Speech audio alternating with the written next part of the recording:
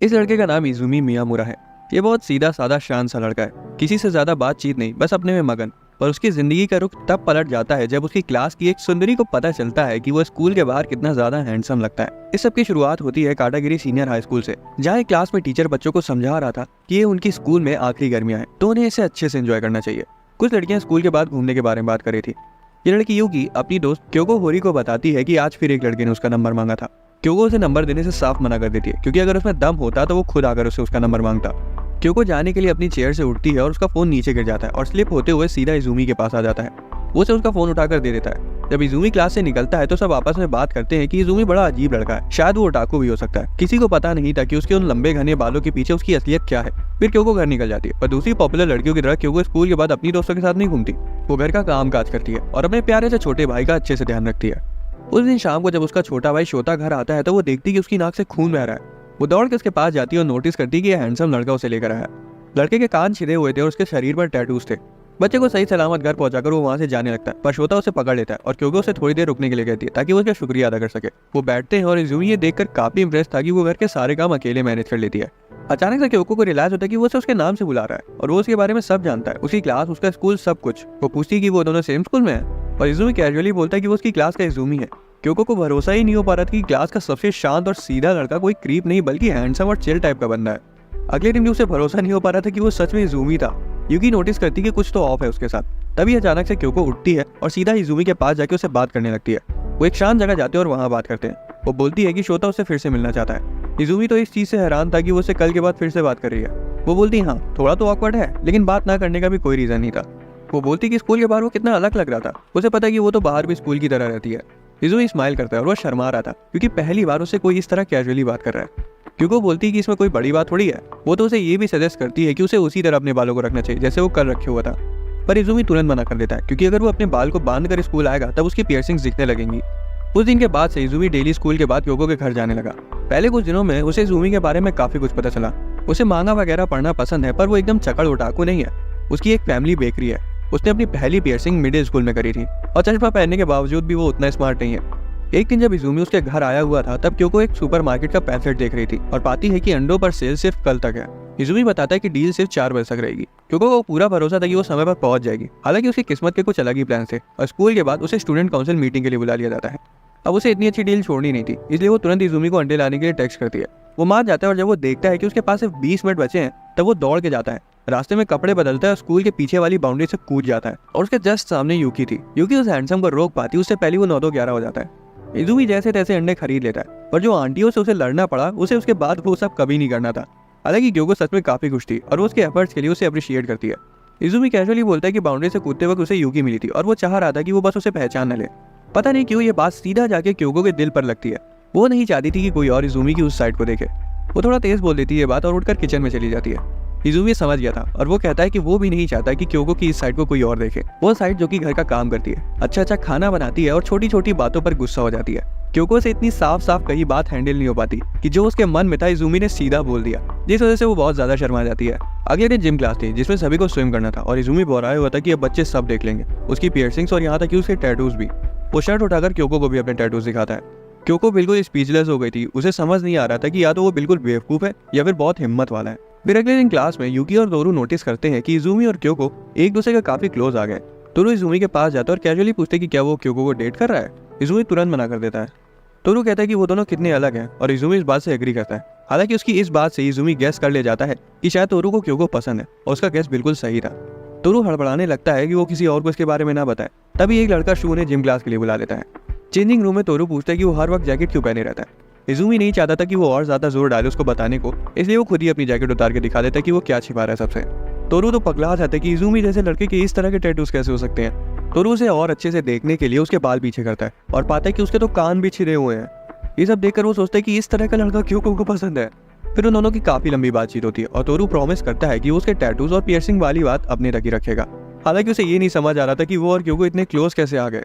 Izumi बताता है कि उतना समय नहीं हुआ उन्हें क्लोज आए हुए और उसे लगता है कि क्योको का उसके साथ रहना बस उसकी बेसिक काइंडनेस है।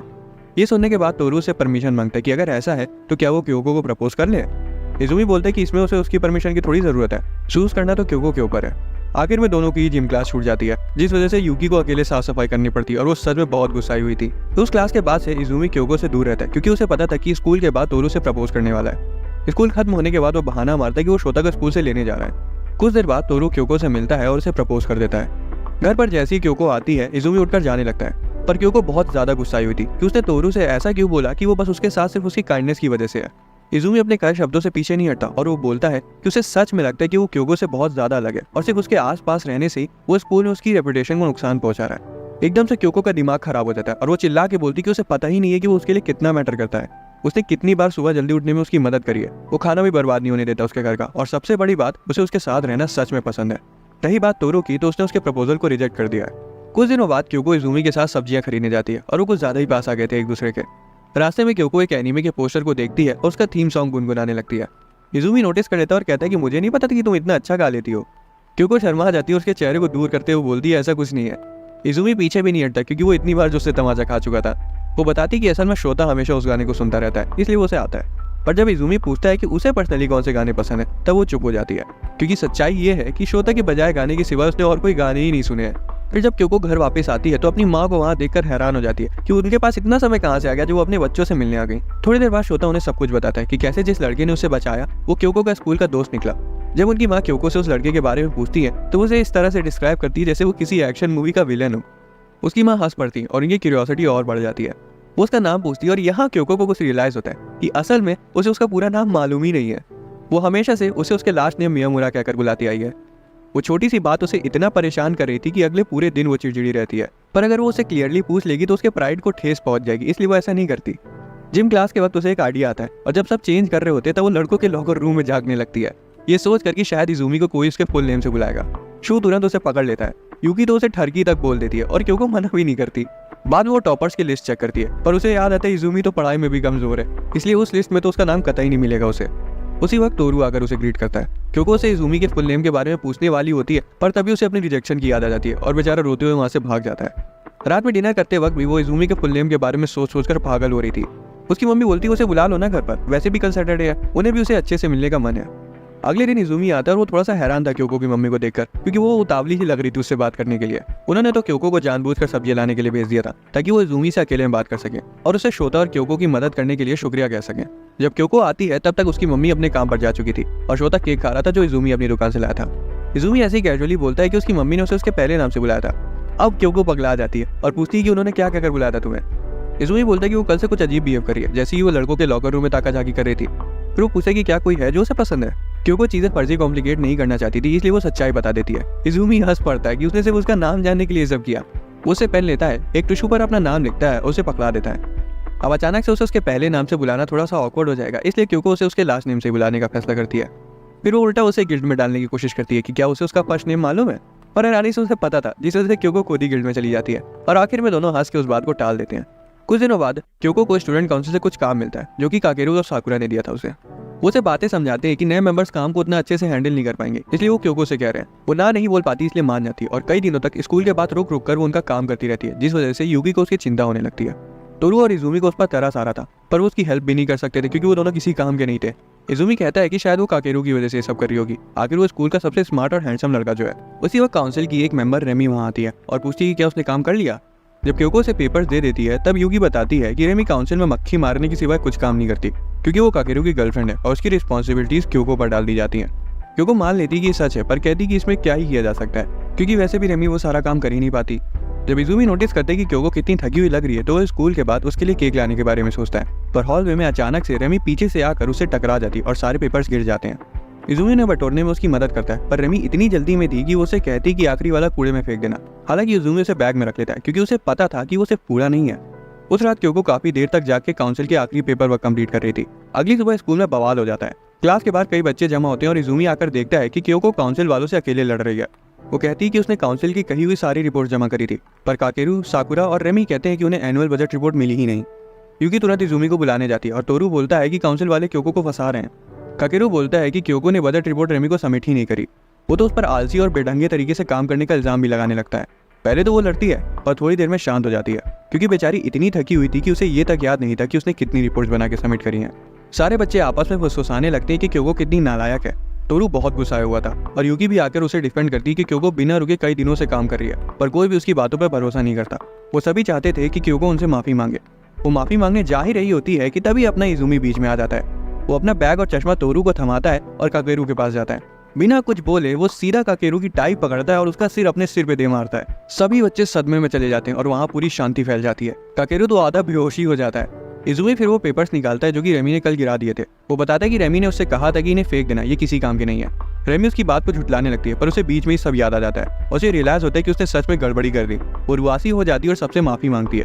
काकेरू और साकुरा उसकी क्लास लगाने वाले थे। आखिर में वो तीनों क्योको से सुबह सुबह सबका दिमाग खराब करने के लिए सॉरी बोलते हैं। क्योको इजुमी को थैंक्स बोलती है और तोरू पूछता है कि उसने काकेरू का सिर क्यों लड़ाया। इजुमी बोलते हैं जब काकेरू क्योको पर चिल्ला रहा था तो वो बहुत गुस्सा गया था। फिर वो क्योको से पूछते हैं कि वो काकेरू से इतना डरी डरी क्यों रहती है। क्योको तुरंत मुंह मोड़ लेती है और बोलती है कि वो असल में उसके स्टूडेंट काउंसिल प्रेसिडेंट होने की वजह से उसकी रिस्पेक्ट करती है, और इसलिए भी क्योंकि वो बचपन के दोस्त हैं। वो बताती है कि बचपन से उसने काकेरू की बहुत जान खाई है, पर मिडिल स्कूल पास करने से पहले वो उसे बोला था कि अगर उसने उसके साथ तमीज से रहना शुरू नहीं किया तो वो सबको बता देगा कि वो कितना जुल्म करती है उस पर, इसलिए उसके पास और कोई चारा ही नहीं था।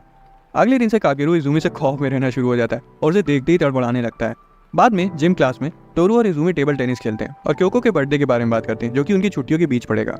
उस रात इजुमी बहुत गहरी सोच में था कि उसे क्योको के बर्थडे के लिए क्या लेना चाहिए। दूसरी तरफ शोता क्योको से पूछता है कि क्या इजुमी हमेशा उन्हें ऐसे ही मिलने आता रहेगा, जिसका जवाब क्योको को सच में नहीं पता था। उसे नहीं मालूम था कि वो कब वहाँ आना बंद कर देगा। शोता बोलता है कि अगर इजुमी ने आना बंद कर दिया तो वो बहुत दुखी होगा। क्योको बोलती है कि वो भी। फिर जब उसका बर्थडे आता है तो इजुमी उसे मिलने आता है और वो उसे गिफ्ट में एक सीडी देता है जिसमें उसके सारे फेवरेट गाने पड़े हुए थे। क्योको खुश थी और उसे ऐसा लग रहा था जैसे कि उसे हमेशा से वही चाहिए था। उसके बर्थडे के साथ ही स्प्रिंग ब्रेक भी खत्म हो जाता है, जिसका मतलब उनके स्कूल का आखिरी साल भी बस शुरू ही होने वाला है। शुरुआत से इजुमी को ये स्कूल, ये दोस्ती और टीचर्स कभी पसंद नहीं आए। अब जिस तरह का उसका नेचर था उस वजह से उसके पास कोई आना ही नहीं चाहता था। यहाँ तक कि टीचर्स भी उसे जानबूझकर अकेला छोड़ देती थी, क्योंकि जब भी क्लास में ग्रुप्स बनते थे तो उसे साइडलाइन कर दिया जाता था। उस दर्द की वजह से ही मिडिल स्कूल में पहली बार अपना कान छेदा था। हाई स्कूल में भी लोगों का उसके पीठ पीछे बात करना खत्म नहीं हुआ, और उससे भी बड़ी बात यह थी कि उसे सब कुछ साफ साफ सुनाई देता था। पर फिर एक दिन क्योको उससे मिलने आई। वो पहली लड़की थी जिसने उसे नॉर्मली ट्रीट किया। अब थर्ड ईयर शुरू हो जाता है और क्योको, यूकी, तोरू, इजुमी सब सेम क्लास में थे। सब फिर से एक साथ होने को लेकर काफी एक्साइटेड थे, पर दूसरी तरफ इजुमी सोच रहा था कि क्या वो उन जैसे कूल लोगों के ग्रुप में बिलोंग भी करता है। क्लास टीचर बोलती है कि उन्हें ग्रुप प्रोजेक्ट बनाना होगा। इजुमी खुद को तैयार कर लेता है क्योंकि वो हमेशा से ही ग्रुप प्रोजेक्ट में अकेला छूटता है। पर तभी बिना कुछ बोले और बिना हिचकिचाए तोरू, यूकी और क्योको उसकी सीट से अपनी सीट जोड़कर 4 लोगों का ग्रुप बना लेते हैं। ऐसा कुछ इजुमी के साथ कभी नहीं हुआ था। लंच के वक्त इजुमी सोच विचार करने के लिए रूफटॉप पर अकेला चला जाता है। तभी तोरू उसे वहां ढूंढते हुए आ जाता है। इजुमी अभी भी अपने ख्यालों में ही खोया हुआ था। वो तोरू से पूछता है कि वो उसके बारे में क्या सोचता है। तोरू सीधा सीधा बोल देता है कि उसे ये चीज़ बिल्कुल नहीं पसंद है कि वो क्योको के कितना क्लोज है। उसे उसका बड़बड़ाना नहीं पसंद और उसे उसका इतना अच्छा होना भी नहीं पसंद है, पर यही वजह है कि वो उसे अकेला नहीं छोड़ पाता। उसके बाल इतने लंबे हैं और चेहरा इतना सुंदर है कि वो क्लास की आधी लड़कियों से ज्यादा सुंदर लगता है। फिर वो गुस्सा के पूछता है कि इजुमी अभी भी उसे उसके लास्ट नेम से क्यों बुलाता है, जबकि अब तो उन्हें एक दूसरे से बात करते हुए इतना समय हो गया है। इजुमी उसका फर्स्ट नेम बोलने की कोशिश करता है पर नहीं बोल पाता। इजुमी बताता है कि उसने आज तक किसी को उसके फर्स्ट नेम से नहीं बुलाया है। तोरू उसे अजीब कहता है, जिससे इजुमी को अपना बेकार पास्ट याद आ जाता है। हालांकि तभी तोरू कहता है कि बात चाहे जो भी हो, पर यह साफ है कि वो उससे जरा भी नफरत नहीं करता। उसी मोमेंट पर इजुमी का मन कर रहा था कि काश वो अपने पास्ट में जाकर खुद को बता पाता कि आगे चल के सब ठीक हो जाएगा।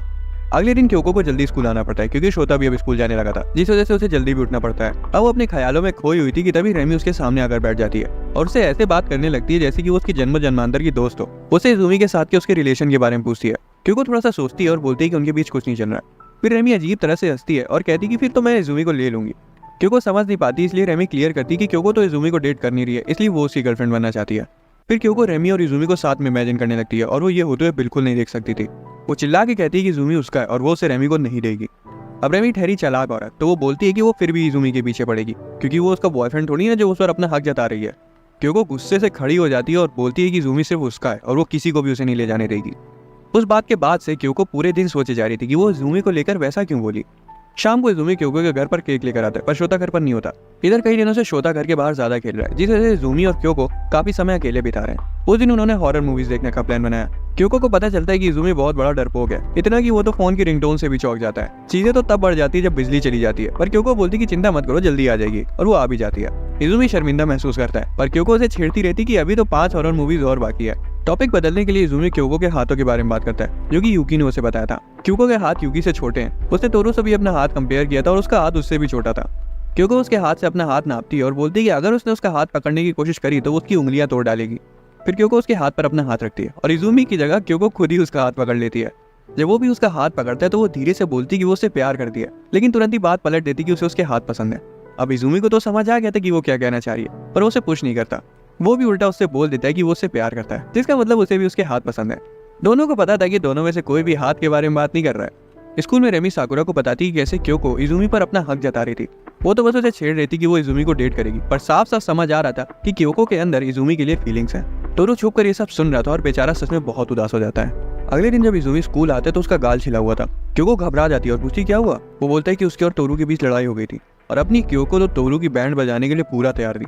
पर जब वो क्लास में आता है तो वो इजुमी से ज्यादा पिटा हुआ लग रहा था, क्योंकि इजुमी को अपने साथ ले जाती है और क्योको टोरू को।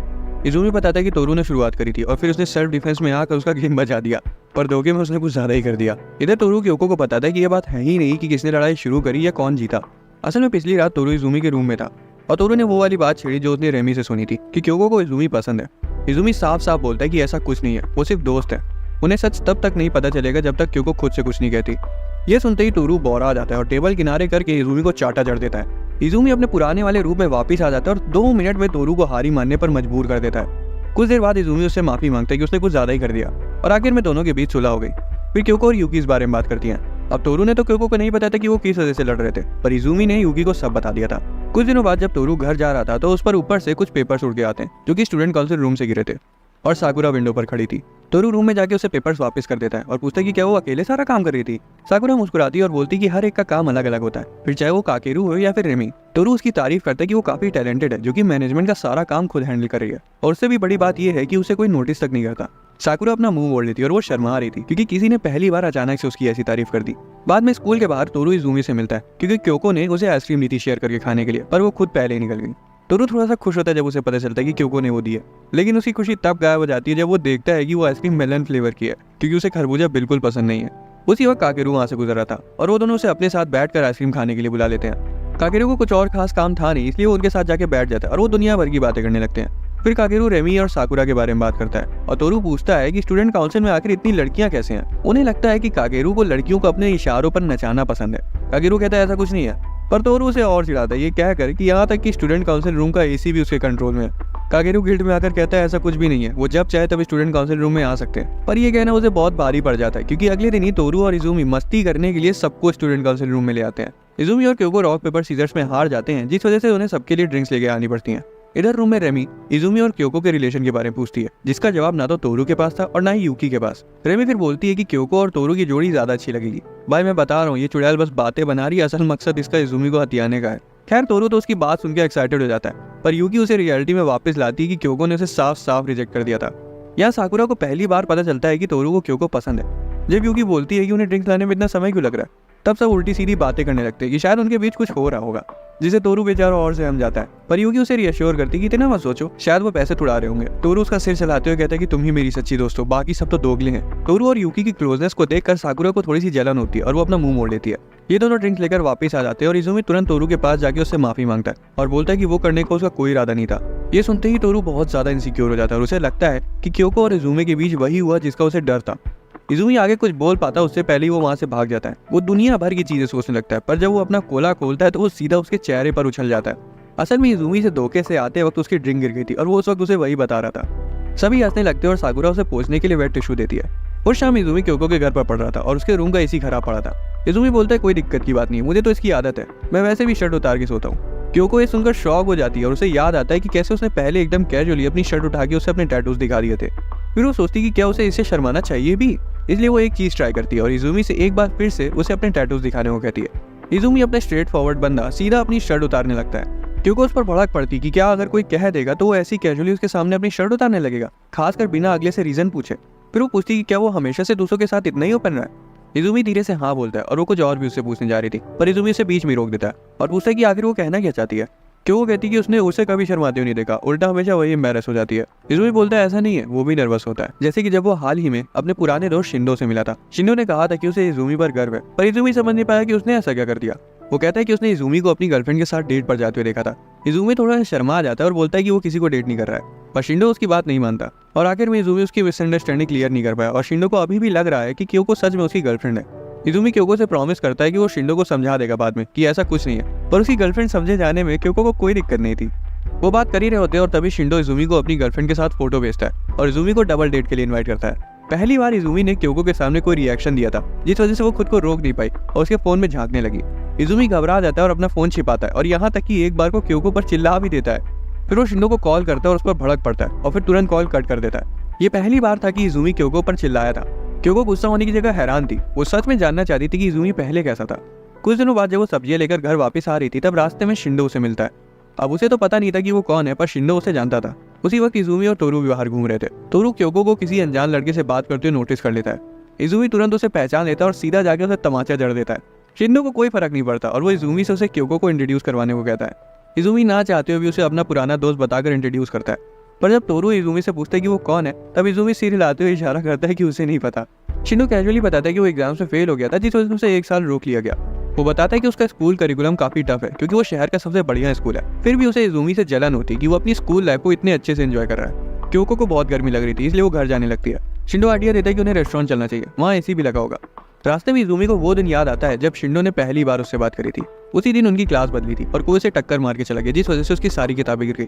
वैसे भी उसका दिन एकदम बेकार चल रहा था। शिंडो उसकी बुक्स उठाने में मदद करता है और उसका नाम धोखे से गलत बोल देता है, जिससे इजुमी चिढ़ जाता है। पर इसी के बाद से उनकी दोस्ती शुरू हो जाती है और इजुमी हर वक्त उसके साथ रहना शुरू कर देता है। एक दिन जब इजुमी वॉशरूम जा रहा था, तब वो शिंडो के कुछ दोस्तों की बातें सुन लेता है, जो कि कह रहे थे कि तुम इजुमी के साथ क्यों रहने लगे हो। शिंडो उनकी बातों पर ध्यान नहीं देता और बोलता है कि जब उसका मन करेगा तब वो वापस आ जाएगा उनके पास। शिंडो ही था जिसकी वजह से इजुमी की जिंदगी बदल गई और अब वही रोल क्योको प्ले कर रही है। अगले दिन क्योको को बुखार चढ़ा हुआ था और शोता घबरा जाता है। क्योको फिर भी स्कूल जाने के लिए तैयार होती है, पर शोता उसका बैग छीन लेता है और उसे आराम करने को कहकर लिटा देता है। वो प्रॉमिस करता है कि वो स्कूल टाइम पर चला जाएगा और उसके लिए दवा भी लेकर आता है। वो दवा खा लेती है और सो जाती है। उसे सपने में वो समय याद आता है जब वो बचपन में एक बार बीमार थी और उसकी माँ उसे अकेला छोड़ गई थी। वो अचानक से उठ जाती है क्योंकि उसकी नाक बंद हो गई थी और उसे वहाँ इजुमी बैठा दिखता है। इजुमी उसे गर्म तौलिया देता है और पहले तो क्योको को लग रहा था कि वो बस सपना देख रही है।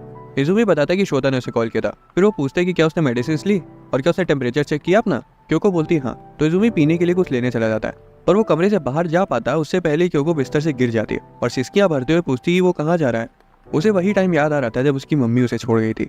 उन्हें लगा था कि क्योको बहुत हिम्मत वाली और सब संभाल लेगी, पर असलियत तो ये है कि उसे बस इतना चाहिए था कि कोई उसके पास रुके। वो उसका हाथ पकड़ लेती और छोड़ ही नहीं रही थी।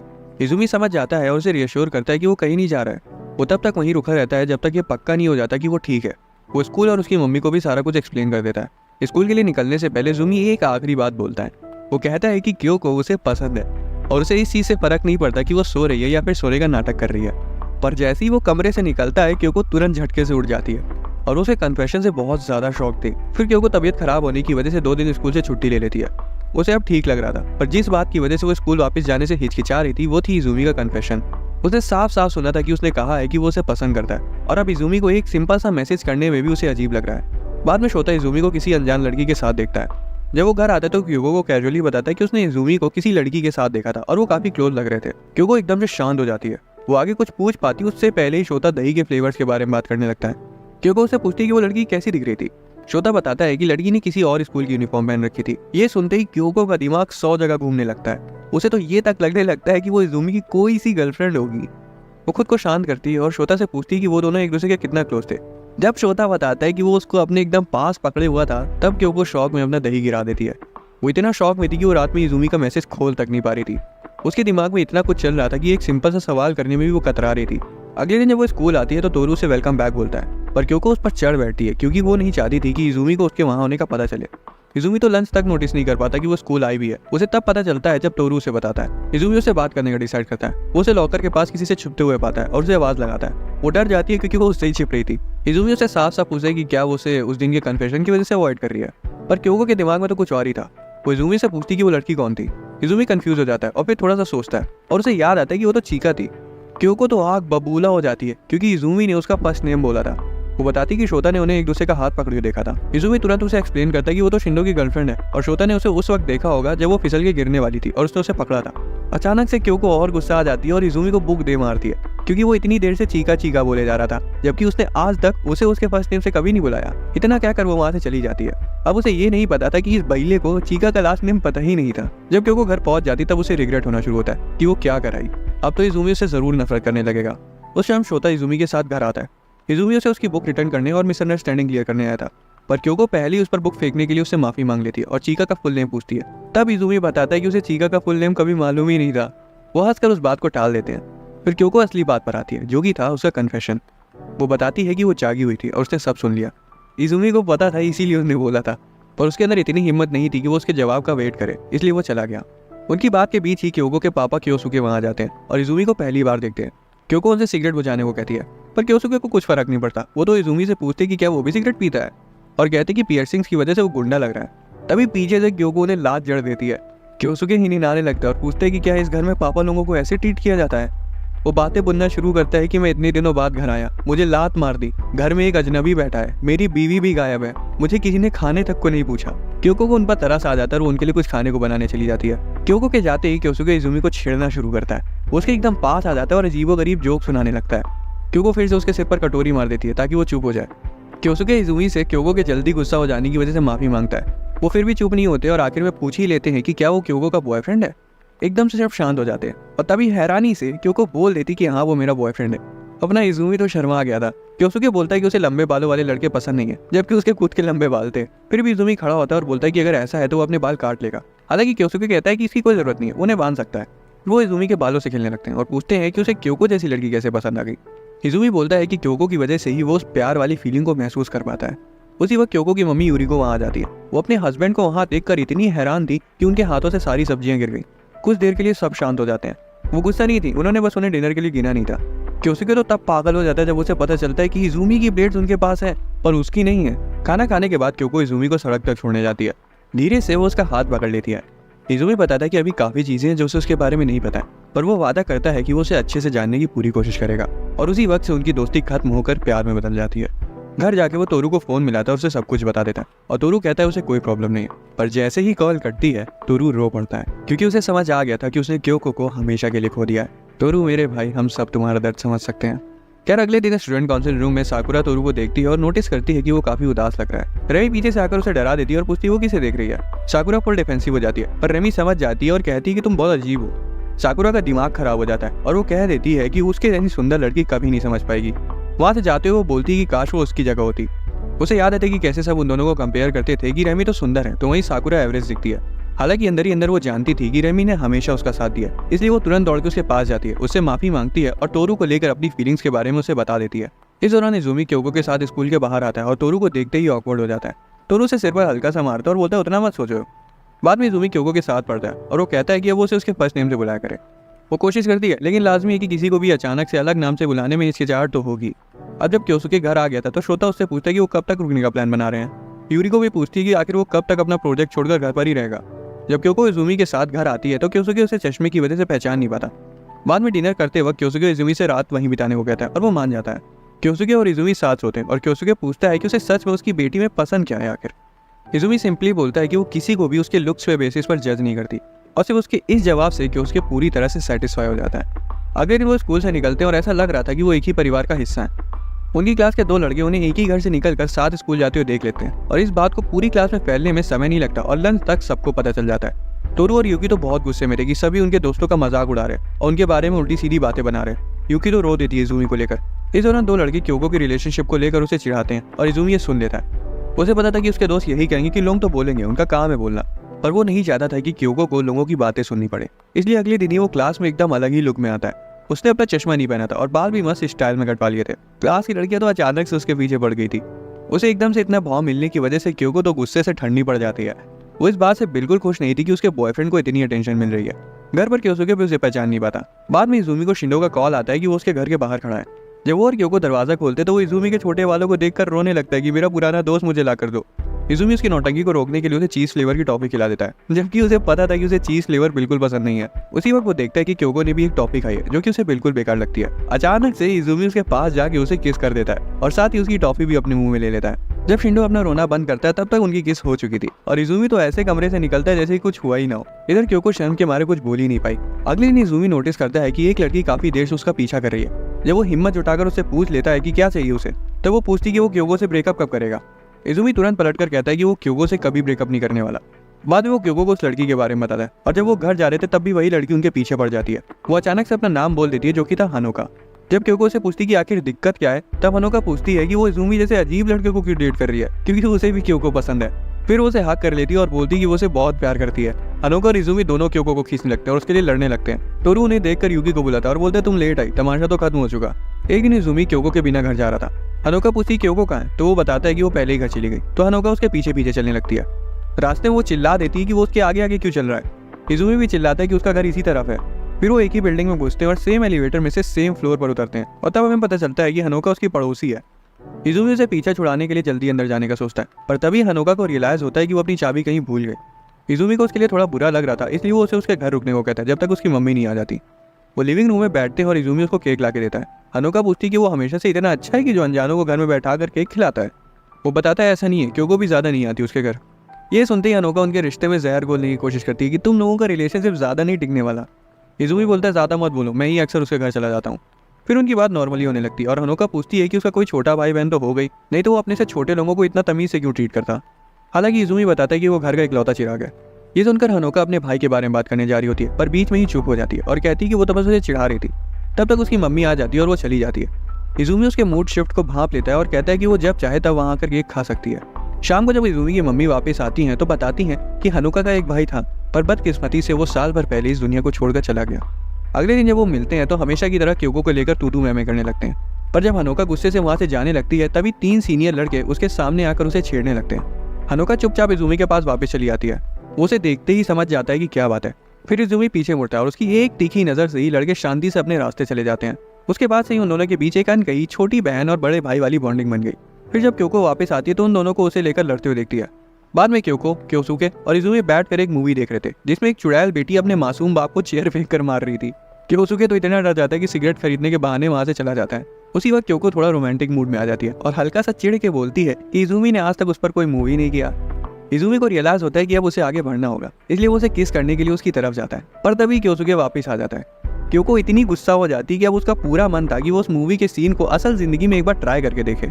कुछ दिनों बाद सभी स्कूल के बाद बुक स्टोर में आते हैं। तोरू का दिल अभी भी क्योको और इजुमी को साथ देखकर भारी हो जाता है, क्योंकि ये नोटिस कर लेती है और तोरू से उसके साथ रहने को कहती है। एक दिन यूकी तोरू से क्लास का कचरा बाहर फेंकने में मदद करने को कहती है।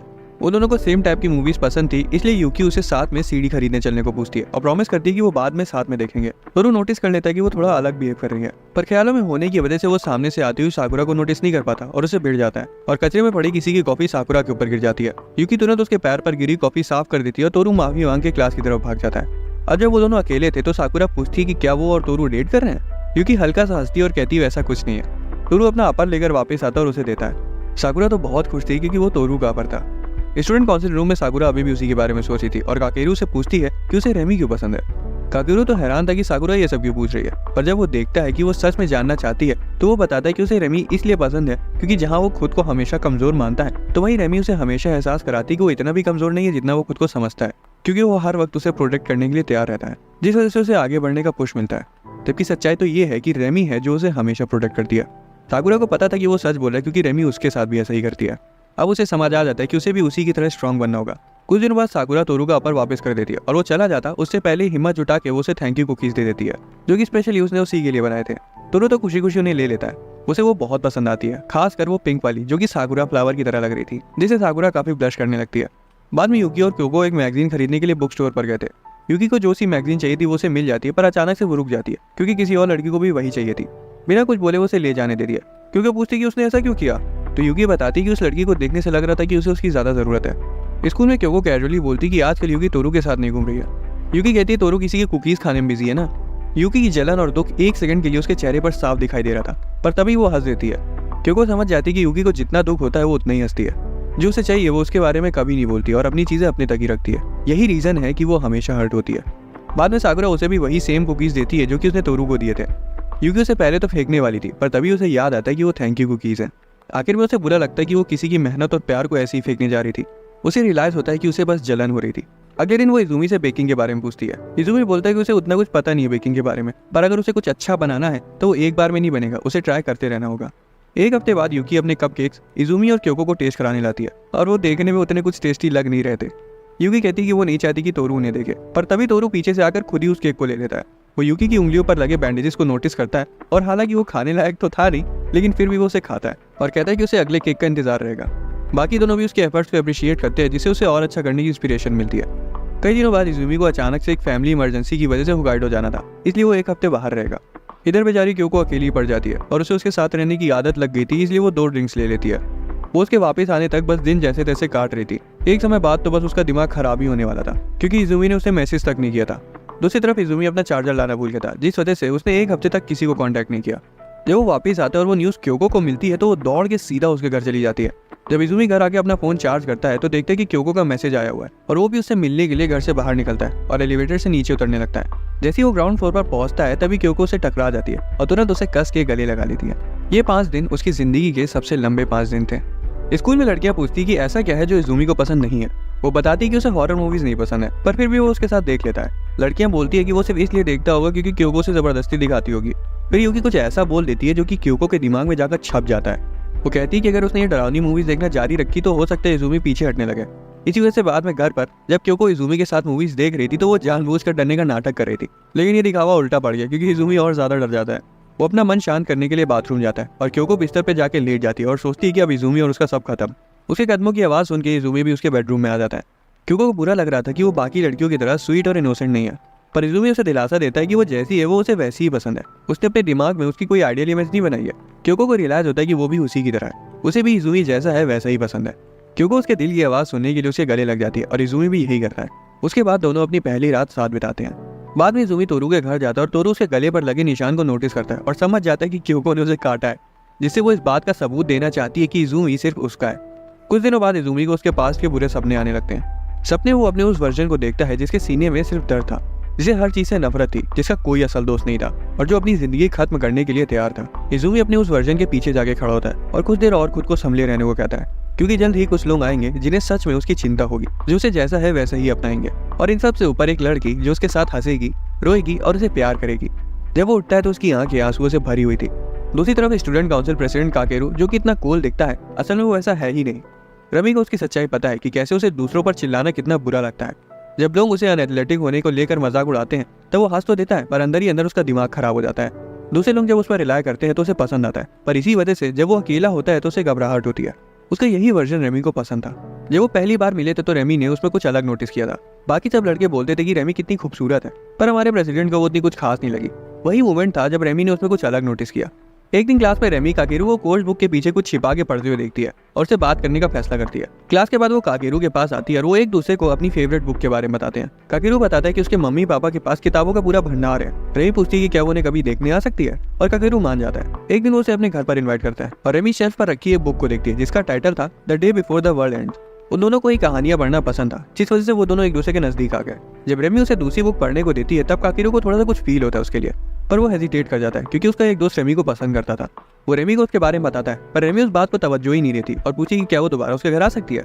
जब वो दूसरी बार उसकी लाइब्रेरी में आती है तो रेमी पूछती कि अगर वो इस दुनिया में आखिरी इंसान बचा होता तो वो क्या करता, जैसा कि उस बुक में हुआ था। काकेरू मुड़ता है और बोलता है कि वो उसे पसंद करता है। रेमी एकदम से सन्न रह जाती है और सोचने लगती कि कहीं वो मजाक तो नहीं कर रहा है, पर जब उसे देखती है तो काकेरू का पूरा चेहरा लाल पड़ा था। फिर वो उसे बताती कि वो भी उसे पसंद करती है। उसी के बाद से वो रिलेशनशिप में आए थे। दूसरी तरफ हम इजुमी और क्योको को देखते हैं। क्योको इजुमी के पैर पर एक नई नेल पॉलिश ट्राई कर रही थी। जैसी वो उसकी तरफ झुकती है, इजुमी को पता नहीं कि उसके सिर पर पैर रखने का मन करता है। इजुमी तुरंत उसे नाक रगड़ के माफी मांगने लगता है और क्योको हैरान हो जाती है। उसे उतना कुछ फर्क नहीं पड़ा था, पर वो हैरान इसलिए थी क्योंकि इजुमी बाहर सबसे एकदम टफ रहता है, पर उसके सामने एकदम छोटा सा बच्चा बन जाता है। वो सोचने लगती है कि उसका असल वर्जन कौन सा है। इजुमी बोलता है कि वो उतना टफ नहीं है जितना वो सोचती है। इजुमी पूछता है कि क्या वो चाहती है कि वो उस पर चिल्लाया करे और उसे मारा करे। वो तो तब हैरान हो जाता है जब उसे पता चलता है कि क्योको को ऐसी चीजें पसंद है।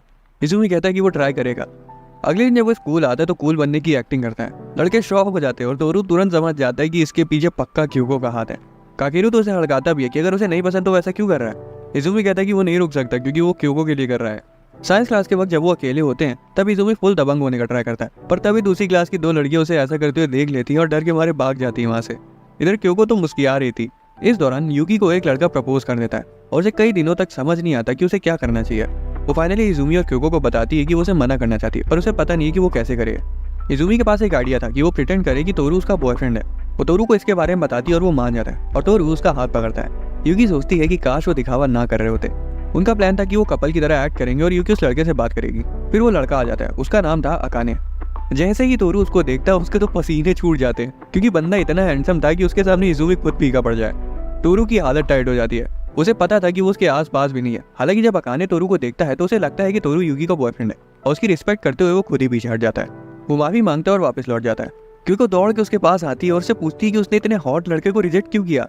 यूकी एक्सप्लेन करती है कि अकाने उसकी लीग से बाहर का लड़का है, उसे नॉर्मल लड़के पसंद है। बाद में यूकी अकाने के बारे में पता करती है। रवि बताती है कि अकाने उसकी क्लास में और आईसाइट कमजोर होने की वजह से उसकी हरकतें थोड़ी फनी लगती हैं। ये सुनकर यूकी के दिमाग में कुछ आता है और वो स्कूल के बाद उसका वेट करती है। उसके आते ही वो भाग कर उसके पास जाती है और पूछती है कि क्या उसने आईसाइट कमजोर होने की वजह से उसे कोई और तो नहीं समझ लिया था। पर अकाने हल्का सा स्माइल करता है और बोलता है ऐसा नहीं है, वो हमेशा से उसे ही देखता था। वो बात कर ही रहे थे कि तभी बाकी सब भी वहां आ जाते हैं। तब उन्हें पता चलता है कि अकाने की आंखें कितनी कमजोर हैं, क्योंकि वो उनके नाम गलत ले रहा था। कुछ दिनों बाद क्योको इजुमी के बालों की स्टाइल बना रही थी, पर इसकी वजह से इजुमी के ऊपर क्लास की और लड़कियां ध्यान देने लगी। क्योको जलन के मारे उबलने लगती है और खींच कर उसे अपने साथ घर ले जाती है। वापस जाते वक्त इजुमी के 2 पुराने क्लासमेट उसके बगल से गुजरते हैं। वो वही लड़के थे जो उसे परेशान किया करते थे और वो फिर से उसे धमकियां देने लगते हैं। क्योको के वहां होने के बावजूद भी वो नहीं रुकते। अपने बॉयफ्रेंड को इस हालत में देखकर क्योको का तो दिमाग फट जाता है और वो उन दोनों को कायदे से कूट डालती है और फिर वो और इजुमी खुशी खुशी साथ घर जाने लगते हैं। वही लड़के एक रेस्टोरेंट में शिंडो से मिलते हैं। उन लड़कों के चेहरे पर अभी भी चोटें लगी हुई थी। वो कहता है कि उसे इजुमी बिल्कुल पसंद नहीं है। शिंडो को पता था कि इजुमी उसके बारे में कुछ नहीं सोचता, पर इजुमी उनके दिमाग में हमेशा रहता है। बाद में इजुमी नोटिस करता है कि क्योको के नकल्स लाल पड़ गए। वो उसे दिल से शुक्रिया कहता है, क्योंकि उसे पहली बार ऐसा लगा था कि कोई है जो उसके लिए लड़ने तक को तैयार है। अगले दिन क्योको अभी भी उस बात को पकड़े बैठी थी कि इजुमी को दबंग की तरह एक्ट करना चाहिए। वो तो ये तक कह रही थी कि मुझे चाटा मार दो, और लड़की मुस्कुरा रही थी। तभी पीछे से शिंडो आ जाता है और उसे लगता है कि कुछ तो गड़बड़ है। क्योको रोने धोने लगती है और शिंडो इजुमी को हड़काता है कि वो जो कह रही है इजुमी वो कर क्यों नहीं रहा है। इजुमी फिर उसका हाथ खींचता है और उसे उल्टा सीधा सुनाते हुए अपने साथ घसीटते हुए ले जाता है। फिर क्योको एक मिनी मार्केट में रुकती है और उन्हीं लड़कों को देखती है जो कि इजुमी को परेशान कर रहे थे। उनमें एक नया लड़का भी था। बाकी दोनों तो उसकी एक तीखी नजर से कांप गए और कूड़ा बीनने लगे। जब वो वापस लौटती है तो वो इजुमी को देखते हैं और उनकी हवा तो तब टाइट हो जाती है जब इजुमी उसे देरी से आने के लिए चाटा चढ़ देता है। अब वो क्योको से ज्यादा इजुमी से डरने लगे थे। इजुमी तो बेचारा दुख में था कि उसने अपने खुद की ही गर्लफ्रेंड को चाटा मार दिया, पर जब वो उसे देखते तो पाते कि वो तो मजे से हंस रही है, इसलिए इजुमी उसे कस के हक कर लेता है। घर पर इजुमी क्योसुके से अकेले में बात करने के लिए उसे अपने साथ ले जाता है। इजुमी से क्योको के दबंग लड़के होने वाले ऑब्सेशन के बारे में बताता है कि जब वो उसे बदतमीजी से बात करता है तो वो कितनी खुश हो जाती है। उसके पापा को भी अपनी बेटी का ये अजीब सा ऑब्सेशन समझ नहीं आता। क्योसुके समझाते कि क्योको को पसंद आता होगा जब इजुमी अपनी यूजुअल सेल्फ से थोड़ा हट के कुछ करता होगा। इजुमी को भी लगता है कि हाँ ये तो हो सकता है। फिर क्योको आ जाती है और पूछती है कि उन्हें इतनी देर क्यों लग रही है। क्योसुके से तुरंत हड़का देता है कि वो इजुमी को इतना पुश क्यों करती है। फिर उन दोनों के बीच लबड़ सबड़ होने लगती है। कुछ दिनों बाद तोरू और इजुमी कुछ पीने के लिए लेने जाते हैं और उन्हें उनका क्लासमेट दिखाई देता है। तोरू से ग्रीट करता है पर वो लड़का उन्हें इग्नोर करके चला जाता है। इजुमी कहता है कि शायद वो उसकी वजह से उन्हें इग्नोर कर गया होगा और उसे लगता है कि उस लड़के को क्योको पसंद है। हालांकि उन दोनों को पता था कि क्योको को लेकर अगर लड़का सीरियस नहीं है तो वो क्योको की गुस्से वाली साइड को कभी हैंडल ही नहीं कर पाएगा। क्लास में वापस जाने से पहले इजुमी को याद आता है कि शायद वो साइंस रूम में अपना फोन भूल आया है। साइंस रूम में उसे वही लड़का मिल जाता है और लड़के का नाम मजूची है। उन दोनों के बीच थोड़ी सी ऑकवर्डनेस बढ़ जाती है, पर आखिर में जब मजूची देखता है कि इजुमी अपना फोन नहीं ढूंढ पा रहा है तो वो उसकी हेल्प करता है। वो उसके नंबर पर कॉल करता है और इस भुलक्कड़ की पीछे वाली पॉकेट में ही इसका फोन रखा हुआ था। मजूची गुस्सा आ जाता है कि कोई इतना लापरवाह कैसे हो सकता है। वो पूछना चाहता था कि क्योको ने आखिर उसने देख क्या लिया, पर बीच में ही खुद को रोक लेता है। उसने सेंटेंस कंप्लीट नहीं किया था, फिर भी इजुमी समझ गया था, इसलिए वो उससे पूछता है कि क्या वो क्योको को कभी कस के चाटा मार सकता है। मजूची कंफ्यूज हो जाता है और साफ साफ कह देता नहीं, कोई भी रीजन हो मैं क्योको को कभी नहीं मारूंगा। तभी इजुमी स्माइल करता है और बोलता है कि इसी वजह से तुम क्योको के लायक नहीं हो। हॉल में क्योको इजुमी के पास आती है और पूछती है कि क्या उसका फोन मिला उसे, पर इजुमी उसे अपने सामने से ढकेल देता है। मजूची बीच में आने वाला था पर इजुमी उसे रोक देता है और कहता है कि कुछ मत बोलना। इधर क्योको तो खुशी के मारे फूल ही नहीं समा रही थी। मजूची इजुमी को कम आंकने के लिए माफी मांगता है क्योंकि उसे लग रहा था कि बस इजुमी शक्ल से मासूम है, बाकी वो है बहुत पहुंची हुई चीज। इजुमी उसे रोते हुए थैंक्स बोलता है। एक दिन इजुमी के इस पुराने वाले क्लासमेट तानीहारा को एक बुरा सपना आता है जिसमें वो नए इजुमी के साथ एक बंद डिब्बे में कैद था और इजुमी उसे जज कर रहा था कि उसने सिर्फ दूसरों की अटेंशन पाने के लिए क्या क्या किया। फिर उसे मिडिल स्कूल के उन रैबिट्स की याद आती है जिन्हें इजुमी बहुत पसंद करता था। सपने में इजुमी के मुड़ते ही तानीहारा डर के मारे उठ जाता है। वो शिंडो से इजुमी का नंबर लेता है और उसे कॉल करता है, पर इजुमी कॉल नहीं उठाता। वो सीधा उसकी बेकरी पर पहुंच जाता है और इजुमी उसे बाहर ही खड़ा मिल जाता है। वो प्रिटेंड करता है कि वो वहां से केक लेने आया है। इजुमी अपना आपा नहीं खोता और बताता है कि रोड के किनारे एक और बेकरी है। तानीहारा मना कर देता है और कहता है कि वो कल आगे चीज केक ले लेगा। इजुमी कहता है कि अगर वो चीज केक ले रहा है तो उसे फ्रूट टार्ट भी ले लेना चाहिए।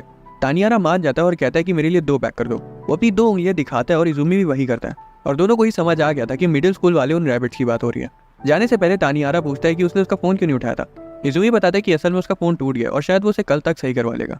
तानीहारा को रियलाइज होता है कि इजुमी उसे इग्नोर नहीं कर रहा था, पर इसी चीज से उसे याद आता है कि कैसे वो मिडिल स्कूल में इजुमी को इग्नोर किया करता था और कैसे वो एक बार स्कूल के खरगोशों को खाना खिलाना भूल गया था जिस वजह से वो मर गए थे और उसने सारा इल्जाम इजुमी पर मर दिया था। अब उसे इसी चीज का पछतावा हो रहा है और वो अपनी गलती मानना चाहता है, पर वो ये भी सोचे कि क्या वो इजुमी को ये बात बता पाएगा। इस दौरान इजुमी क्योको को बुक शेल्फ साफ करने में मदद कर रहा था और तभी उसे क्योको की मिडिल स्कूल की फोटो एल्बम मिल जाती है। वो पूछती है कि क्या उसके पास है अभी उसकी एल्बम, और इजुमी अजीब सी स्माइल पास करता है। असल में वो अपनी एल्बम फेंकने जा रहा था, पर तानीहारा से मिलने के बाद उसने अपना फैसला बदल लिया। खैर अब उसे अपनी हाई स्कूल की एल्बम का इंतजार है, क्योंकि हाई स्कूल में ही उसने असली दोस्त और अच्छी मेमोरीज बनाई हैं। कुछ दिनों बाद क्योको और इजुमी को रास्ते में तानीहारा मिलता है। वो मीटिंग थोड़ी सी ऑकवर्ड हो जाती है, क्योंकि इजुमी और तानीहारा दोनों ही शर्माने लगते हैं, जैसे कि उनका रिश्ता तय किया जा रहा हो। क्योको तानीहारा को धमकाने लगती कि मेरे इजुमी के आसपास भी मत दिख जाना, समझे, इजुमी सिर्फ और सिर्फ मेरा है। असल में क्योको को लग रहा था कि शायद तानीहारा इजुमी को पसंद करता है। तानीहारा तुरंत मना करते हुए कहता है कि ऐसा कुछ नहीं है, मैं शिंडो के जैसा थोड़ी ना हूँ। क्योको को लगने लगता है कि कहीं शिंडो और इजुमी का चक्कर तो नहीं चल रहा है कोई। इजुमी घबरा जाता है और उसे समझाने की कोशिश करता है कि अरे ऐसा कुछ नहीं है। पता भी शिंडो खुद वहां आ जाता है और बड़े मजे से उन्हें हाय बोलता है। क्योको पूछती है कि क्या अभी भी उसकी बात होती है चीका से, जिस पर शिंडो बताता है कि वो फाइनल एग्जाम्स के प्रिपरेशन में थोड़ा बिजी है, इसलिए वो इजुमी के साथ समय थोड़ा ज्यादा बिता रहा है। ये सुनते ही क्योको आग बबूला हो जाती है। उसे लग रहा था कि उनके बीच लड़कों वाला कुछ चक्कर चल रहा है। तानीहारा तो क्योको से इतना डरा हुआ था कि वो शिंडो को चुपचाप अपने साथ वहां से ले जाता है। क्योको इजुमी से साफ साफ बोल देती है कि इजुमी को लड़कों से बच के रहना चाहिए, और अगर वो उस पर कभी चीट करे भी तो ये पक्का कर ले कि किसी लड़की के साथ चीट करे, आगे जाके उसे ये ना सुनना पड़े कि उसका बॉयफ्रेंड उसे किसी लड़के के साथ चीट कर गया। इजुमी मान जाता है और अगले दिन अपने सारे लड़के दोस्तों से अपनी माशूका के ऑर्डर्स को बता देता है। दूसरी तरफ यूकी अपनी बड़ी बहन के साथ स्कूल के कुछ सामान खरीद रही थी कि तभी उन्हें रास्ते में अकाने मिल जाता है। यूकी की बहन तो एकदम सीरियस हो जाती है और पूछती कि वो इस हैंडसम मर्द को कैसे जानती है। वो उसे चिढ़ाने भी लगती कि कहीं वो सबसे छिपकर डेट तो नहीं कर रहे हैं। अकाने थोड़ा सा मुस्कुराता है और कहता है ऐसा नहीं है, यूकी ने मुझे रिजेक्ट कर दिया था। यूकी की बहन उसे ऐसे घूरती है जैसे कि उसने फ्री में हमारे राजकुमार को वापस लौटा दिया हो। खैर वो अपनी बहन को साइड कर देती है और अकाने उसे बाय बोल देता है, क्योंकि वो नहीं चाहता था कि तोरू को गलतफहमी हो जाए।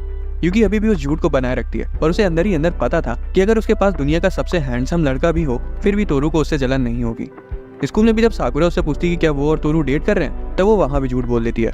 बाद में यूकी ये सब रेमी को बताती है, क्योंकि उसे साकुरा के साथ चीजें सॉर्ट करनी थी, पर उसके अंदर उतनी हिम्मत नहीं थी। रेमी बोलती कि वो साकुरा को कुछ नहीं बताएगी, क्योंकि ये काम यूकी का है और उसे ही करना होगा। इतना कहकर वो वहां से चली जाती है। यूकी को पता था कि जिस प्यार की नजर से वो तोरू को देखती है, उस नजर से तोरू ने उसे कभी देखा ही नहीं है। उसे पता है कि उसे वो झूठ वहीं खत्म कर देना चाहिए था जब उसने अकाने को रिजेक्ट किया था, पर उसकी जगह उसने तोरू से फिर भी नाटक जारी रखने को कहा, इस होप में कि वो झूठ आगे जाकर कभी सच में बदल जाएगा। यूकी पूरे हफ्ते स्कूल नहीं आती और इसकी वजह वो किसी को नहीं बताती, ना तोरू को और ना ही क्योको को। तोरू को उसकी चिंता तो बहुत हो रही थी, पर वो फिर भी जबरदस्ती हंस देता है और कहता है कि शायद वो कल से आने लगे।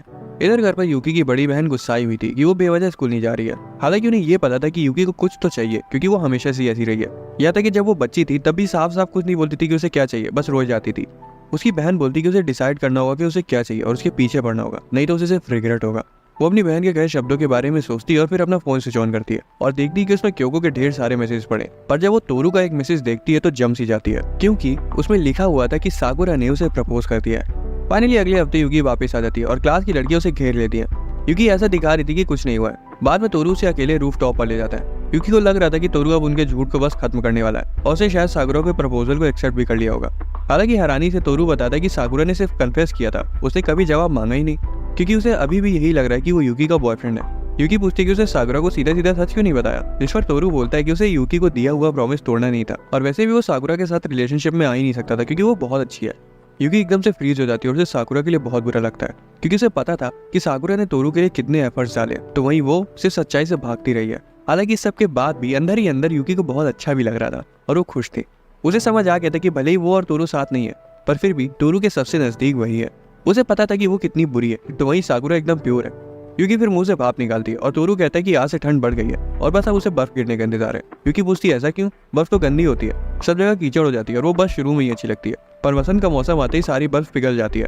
उसकी उदासी को तोरू भांप लेता है और उसे याद आता है जब उसने यूकी का हाथ पकड़ा होता तो उसे कैसा लगा था। तोरू उसे बताता है कि बर्फ वसंत की बहार की वजह से नहीं पिघलती, वो तब पिघलती है जब उसका मन होता है। यूकी कहती है कि साकुरा के पेड़ों को उगने के लिए बर्फ को जाना पड़ता है, पर तोरू अपने कहे शब्दों से पीछे नहीं हटता और कहता है कि बर्फ सिर्फ इसी वजह से नहीं चली जाती क्योंकि साकुरा ने उसे कुछ कह दिया। अब पता दोनों को था कि यहाँ पर बर्फ यूकी है और बसंत के मौसम में आने वाले पेड़ साकुरा। यूकी मुस्कुराती और कहती कि मौसम ऐसे काम नहीं करते। हालांकि अंदर ही अंदर उसे पता था कि वो उसे खुश करने के लिए सब कर रहा है। तोरू खुश था कि वो कम से कम हंसी तो, और फिर वो हल्के से उसकी उंगली पकड़ते हैं और दोनों वापस लौट जाते हैं। इस दौरान काकेरू रेमी से पूछते कि साकुरा आजकल खुश खुश क्यों लग रही है। रेमी मुस्कुराती है और बिना कुछ सीधा सीधा जवाब दिए वहां से चली जाती है। काकेरू उसकी कही बात के बारे में सोच ही रहा होता है कि तभी साकुरा काउंसिल रूम में आ जाती है। वो बाहर से तो पूरी नॉर्मल लग रही थी, पर जब वो खिड़की से तोरू और यूकी को साथ में खुश देखती है तब साकुरा एकदम से सहम जाती है और चुपचाप वहां से जाने लगती है। काकेरू उसे रोकने की कोशिश करता है और पूछते कि क्या हुआ। साकुरा आखिर में कह ही देती है कि वो हार गई, कुछ शुरू होने से पहले ही वो हार गई। काकेरू गुस्सा था और वो कहता है कि वो जो भी लड़का था उस पर एक पैसे का दिमाग नहीं था, क्योंकि उसने साकुरा जैसी प्यारी लड़की को नहीं चुना। फाइनली साकुरा अपनी हंसी का दिखावा रोक कर फूट फूट कर रोने लगती है। कुछ दिनों बाद हम देखते हैं कि सब एक साथ बैठे हैं। क्योको को अचानक से रियलाइज होता है कि सिर्फ उसकी और यूकी के भाई बहन है और उनके दोस्तों में बाकी किसी के नहीं है। हालांकि तोरू कहता है ऐसा नहीं है, शू की भी एक बहन है। सभी दंग रह जाते क्योंकि शू ने उन्हें कभी नहीं बताया था। तोरू बताता है कि उसे भी अभी कुछ ही दिन पहले पता चला जब वो उसके घर गया था। वहाँ उसकी मुलाकात उसकी छोटी बहन से हुई थी। वो दोनों के चेहरे तो सेम लग रहे थे पर पर्सनैलिटी वाइज वो दोनों एक दूसरे से बिल्कुल अलग है। फिर किसी दिन स्टूडेंट काउंसिल रूम में क्योको अकाने से पूछती है कि वो अभी भी उनसे इतना फॉर्मली बात क्यों करता है। अकाने थोड़ा सा हंसता है और कहता है कि उसे ऐसे एकदम से कैजुअली बात करना थोड़ा सा ऑकवर्ड लगता है। पर क्योको कहती है कि तुम यूकी के साथ तो बड़ा कैजुअली बात करते हो। उसे याद आता है कि रेमी ने तो उसे जबरदस्ती फॉर्मेलिटीज को साइड रखने को कहा था, पर जैसे ही यूकी आई अकाने खुद ब खुद उसे नॉर्मली बात करने लगा। शू बीच में बोल पड़ता है कि हटो सब, मैं सबसे पहले अकाने को उसके फर्स्ट नेम से बुलाऊंगा। उसने ये बात इतनी कॉन्फिडेंटली बोली थी कि इन तीनों को अजीब लगने लगता है। अकाने कहता है जैसा वो सोच रहे वैसा नहीं है, उसे भी पहली बार ऐसे दोस्त मिले जो कि कैजुअली बात करने के लिए उसे फोर्स कर रहे हैं और उसे दिल से अच्छा लग रहा है। तभी काकेरू वहाँ आता है और इतने रंग बिरंगे लोगों को साथ देखकर उसे थोड़ा सा ऑड लगता है। इजुमी और तोरू फटाक से उसे धर लेते हैं और उसका एग्जाम्पल देते हुए अकाने से बोलते कि ये लड़का भी पहले हमसे चिड़ा चिड़ा रहता था, पर अब देखो धीरे धीरे हम दोस्त बन गए। शू बिल्कुल चुप रहता है क्योंकि वो उन दोनों जितना बोल्ड नहीं था कि स्कूल के प्रेसिडेंट के साथ इतना फ्रैंक हो जाए। उनकी बातें क्योको के समझ से बाहर थी, इसलिए वो चली जाती है। अकाने ये दोस्ती वाला शब्द सुन के खुश था और वो कहते कि सबसे पहले वो तोरू को उसके फर्स्ट नेम से बुलाएगा। इजुमी को जलन होने लगती कि कहीं तोरू और अकाने पक्के दोस्त न बन जाए, इसलिए वो पूछते कि क्या तोरू भी अकाने को उसके फर्स्ट नेम से बुलाएगा। और तोरू कहता है हाँ बिल्कुल, क्यों नहीं।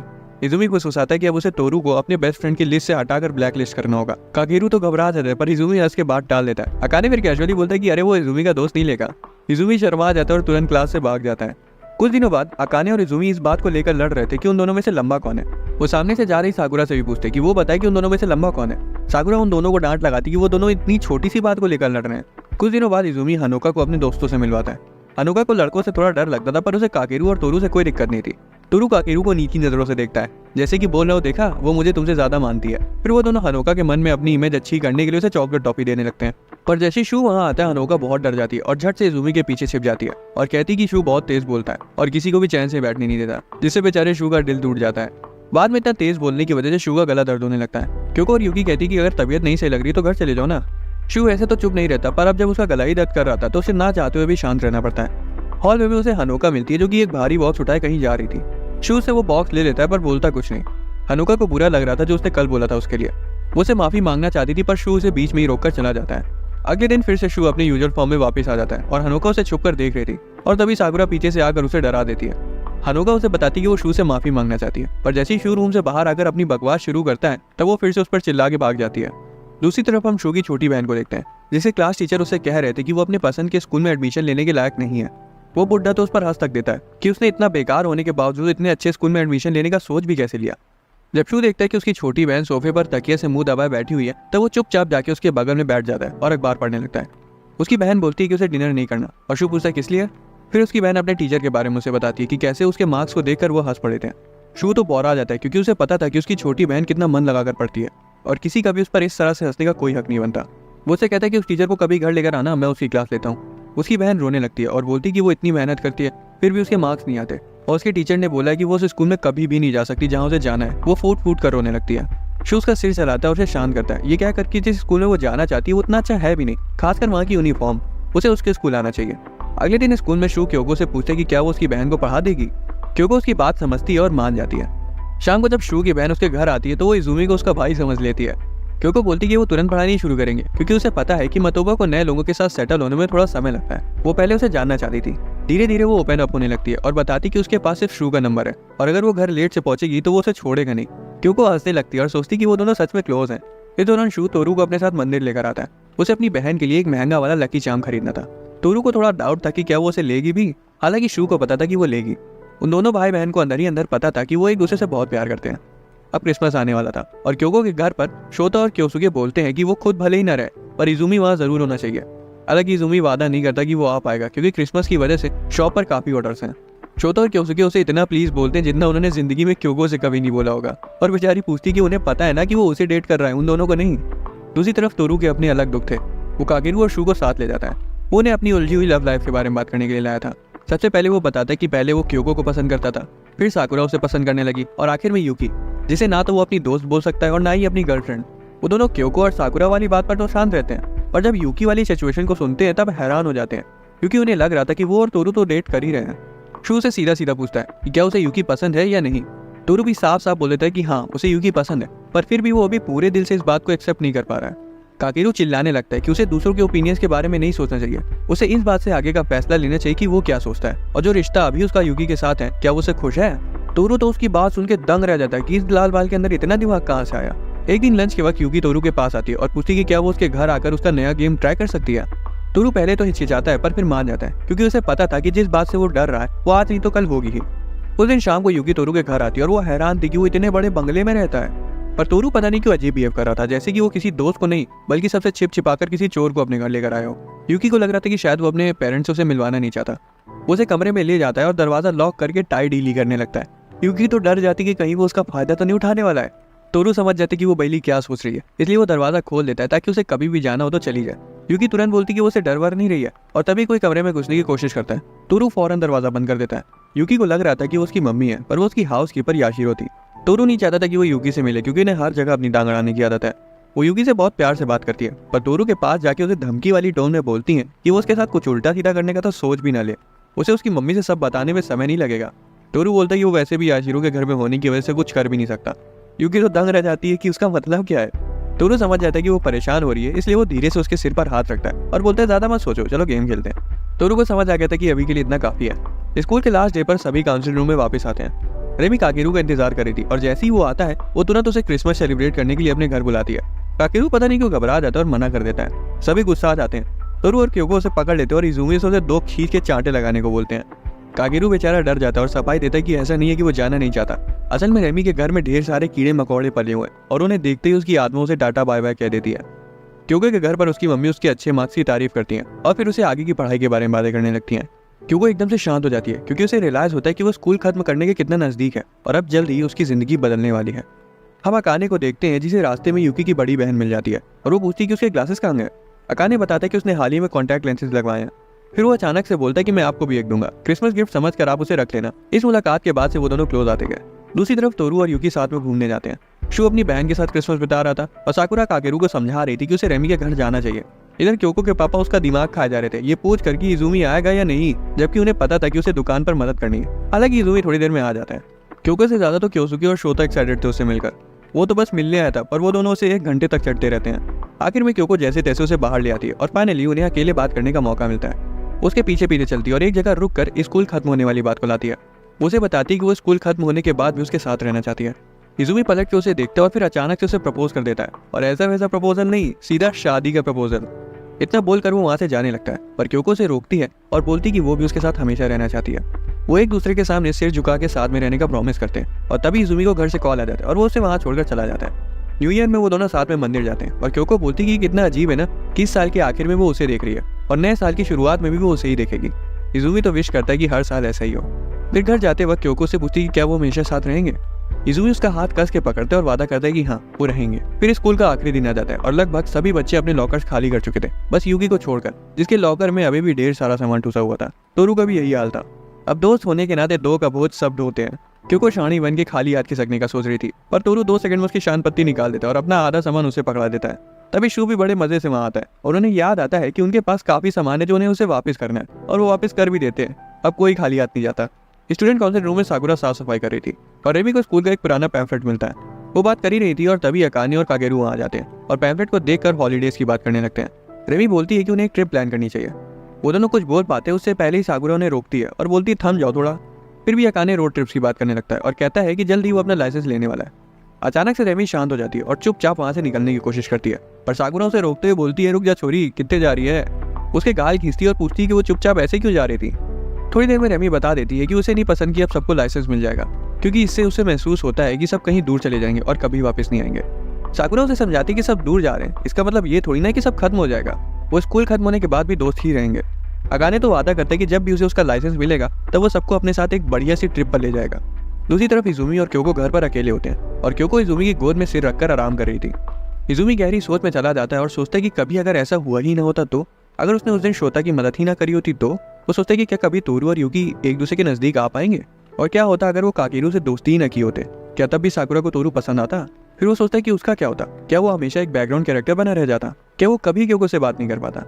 पर तभी वो खुद को याद दिलाता है कि ये सब सिर्फ उसके मन में चल रहे डिल्यूजन्स हैं, क्योंकि वो सच में बदल चुका है और वो खुश है। क्योंकि उठ जाती है और पूछती है कि वो किस गहरी सोच में डूबा हुआ है। इज़ुमी बताता है कि वो सारी चीज़ें सोच रहा था जिस वजह से वो यहाँ तक पहुँच पाए, और अगर उससे एक भी चीज़ गलत हो जाती तो क्या होता।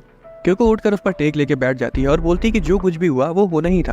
अगर इज़ुमी कुछ मिस भी कर देता फिर भी आखिर में सब जुड़कर वैसा ही हो जाता जैसा होना चाहिए था। स्कूल की ग्रेजुएशन सेरेमनी के वक्त जैसे ही काकेरू अपनी स्पीच देने के लिए स्टेज पर आता है, तभी इज़ुमी जोर से चीख देता है और सबकी हंसी छूट जाती है। सेरेमनी के बाद इज़ुमी रूफ पर जाता है और अपने पुराने वर्जन को वहाँ खड़ा पाता है जहाँ वो हमेशा छिपा करता था। पर इस बार वो खुद को देखकर भागता नहीं बल्कि अपने पुराने वर्जन को अपना लेता है। नीचे हनोका आकर क्योको से चिपक जाती है और ये मानने को तैयार ही नहीं थी कि वो जा रही है। क्योको से दिलासा देती है कि वो उसे मिलने आती रहेगी। हॉल में साकुरा और तोरू के बीच भी सब सॉर्ट हो जाता है। उन्हीं के पीछे अकाने युगी से ट्रिप वाली वो बात शेयर करता है और युगी मान जाती है। इसी के साथ उनका हाई स्कूल का सफर यहीं खत्म हो जाता है। दोस्तों, अगर आपको एक्सप्लेनेशन पसंद आया तो वीडियो को लाइक और चैनल को सब्सक्राइब कर लेना। मिलते हैं अगली वीडियो में।